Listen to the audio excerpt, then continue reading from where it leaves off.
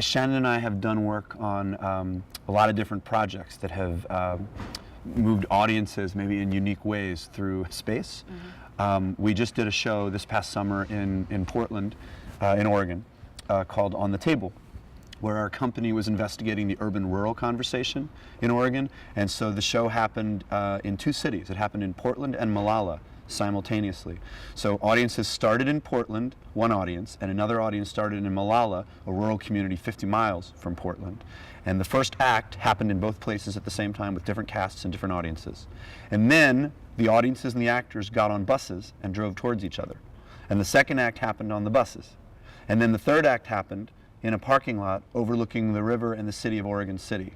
So the audiences came together, had a meal together, and the story concluded with them meeting and having that exchange. So that's one example of sort of us exploring how journey sort of plays a role in the event itself. And I think sometimes people ask about this kind of work, like, why aren't we just sitting in a theater? Like, what about this demands sort of the experience of moving around? Why can't I just sit down? And for us, because it's partly a piece about human journeys and about sort of journey in a community sense as well as a personal sense, we're interested, one, in people actually having that change of perspective.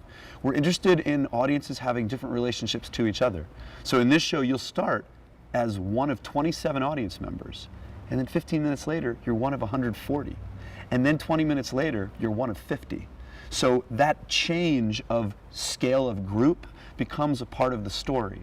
And it's a different experience than sitting in the dark watching something happen. Not a difference in terms of value, better or worse, more meaningful, just different.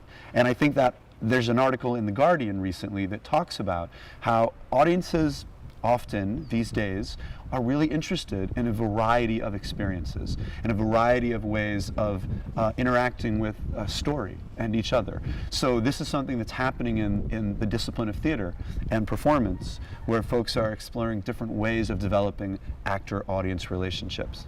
I think a really nice thing here is if you've been coming to this theater for 35 years, and there are actors who you've watched for 10, 20, 30 years, it's very possible in this show that you won't just see them on the other side of the lights 40 feet away from you. You actually might be 6 feet from them, and they might be telling you a story. Or they might actually be hosting you through a really sort of a gentle and like safe activity to get you from one thing to the next. You'll have a different relationship with performers. They're not saying, hi, let me tell you about myself. They're in the play, there's characters, but they're also present. And we think this audience in particular is going to really engage in that because they have such a passionate commitment to this company of artists.